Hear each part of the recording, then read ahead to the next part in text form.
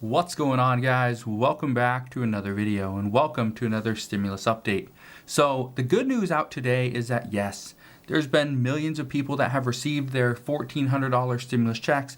Many people on Social Security as well have received their stimulus checks through direct deposit. That is the good news. We are also seeing, this doesn't seem like great news, but the stock market is actually selling off, which is making a lot of these recovery stocks, those are going up. However, some of the tech plays are actually going down, which is making this stuff cheaper to actually buy. Personally, I'm currently buying a lot of stocks.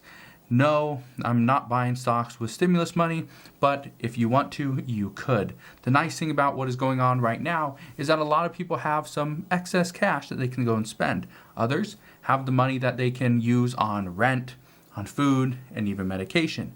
And that is something that we actually have some news on regarding paying for medication, because what many people are saying and what there's a study on right now is that 1 out of every 5 Americans cannot afford medication that their doctor has actually prescribed them. That is a horrible situation to be in. Now, the bad thing about what is going on right now is that a lot of people are still waiting on their $1,400 stimulus checks.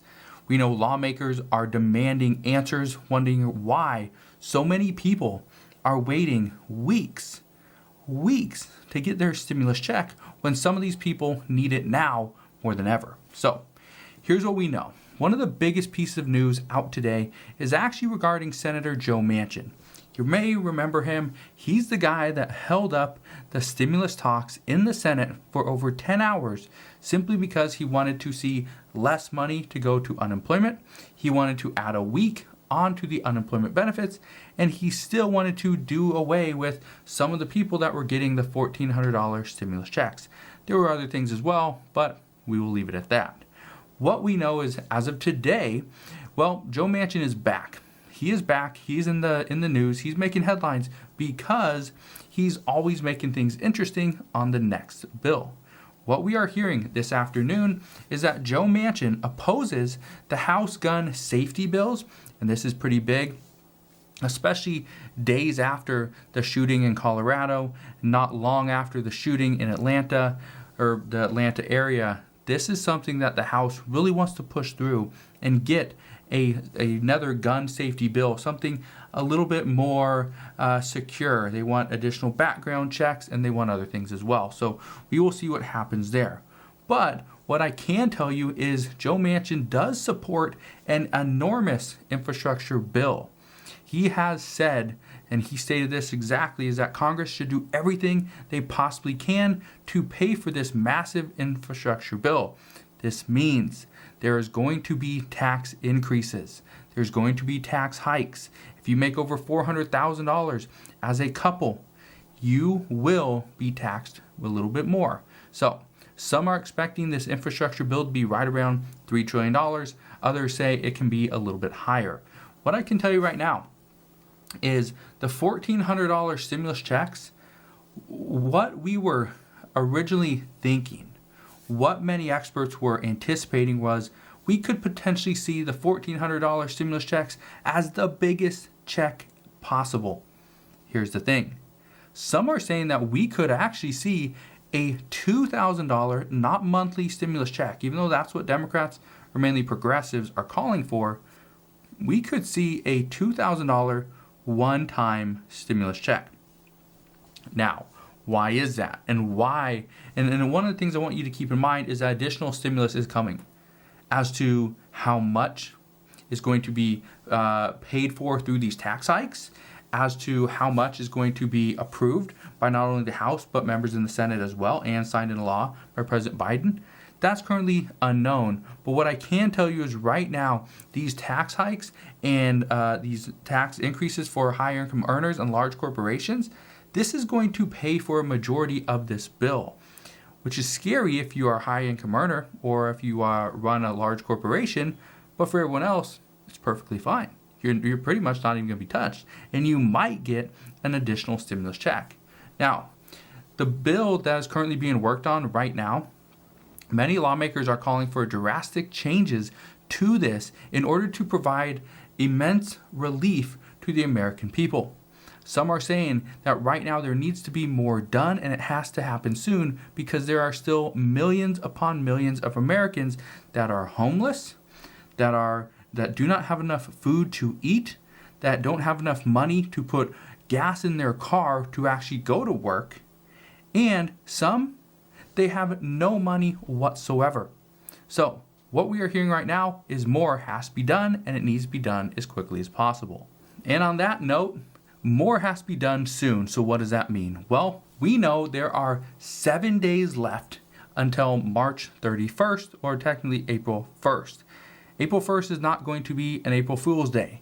This is going to be the day that millions of Americans right now could potentially be evicted from their homes, because the CDC eviction moratorium that President Biden has issued 2 months ago, this is going to expire on the end of this month. So, according to multiple reports, President Biden and the Biden administration are currently thinking about extending the eviction moratorium until July.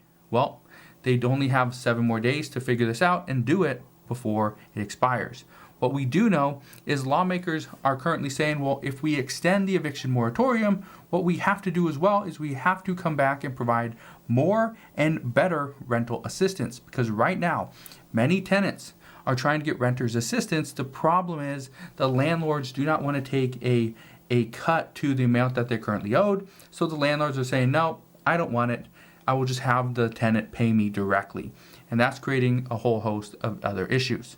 So we also know that 1 in 5 Americans cannot afford medication prescribed by their doctors.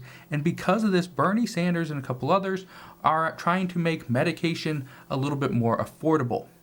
What we do know is Bernie Sanders not only wants that, he wants to increase the minimum wage. He wants to provide a monthly stimulus check, right about $2,000. And he wants this going to the people that are currently struggling, not to those that have never lost their job, not to those that are making more money now than before the pandemic, and not to those that don't actually need it. What I can tell you is that everything that we are hearing, all these different proposals, all these different ideas, and all these different talks on what should happen, who is struggling, why they need more, and so on and so forth. What we are hearing is that this is setting up the biggest bill we will ever see, most likely in our history. So, what I can tell you is the bills that are going to have the biggest chance of passing are not going to be the ones that lawmakers say are absolutely needed at this time. No.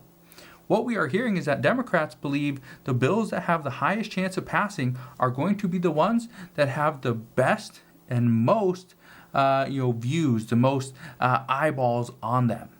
One of the things that has happened before, and one of the things that we got confirmation of just a couple weeks ago, or actually a week or so ago, is that the bills that were in the $1.9 trillion stimulus package, some of those ones were only proposed and passed because it was a popular thing amongst the public.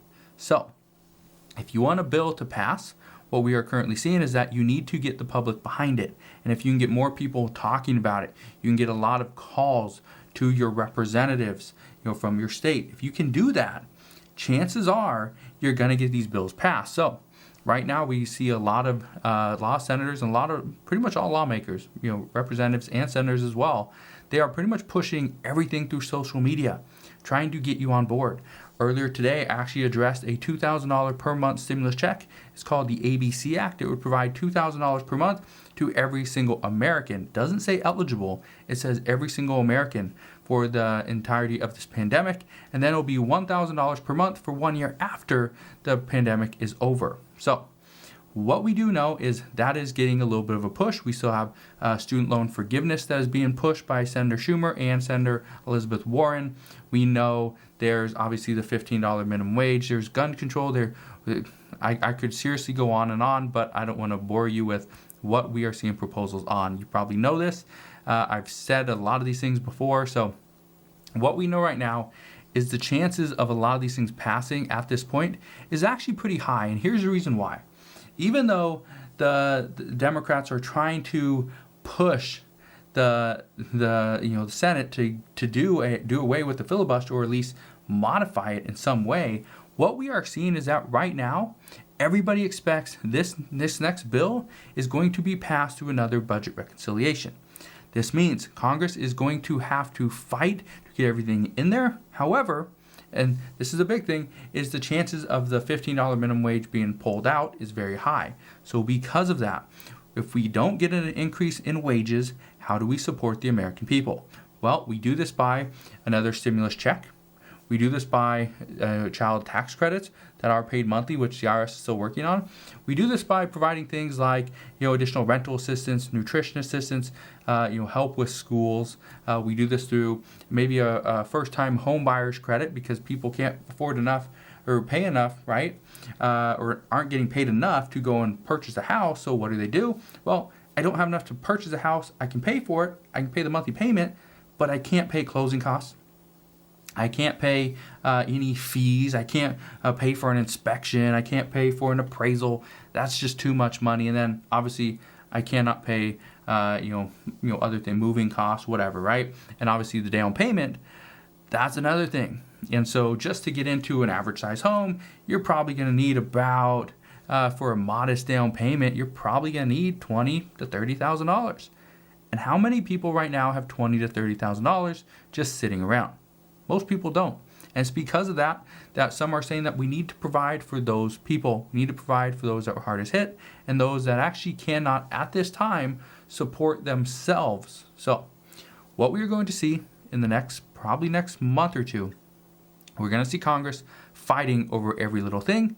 We will see Democrats pretty much, brush off what Republicans want, and they will just pass what they need. They will pass what all Democrats are wanting. And this will be done through another budget reconciliation. So what I can tell you right now is this next month or two is going to be very interesting. If you are a Republican, it's going to be very difficult to watch. If you are a Democrat, you're going to think this will be great. If you're right in the middle, like I am, you're going to wonder, wow, this is interesting to watch, and I feel sorry for some Republicans. So what I can tell you right now is we will get through this together. I promise I will fill you in on all the updates as we get them. Just want to thank you guys for watching. Have a wonderful rest of your day, and I'll see you guys on the next one.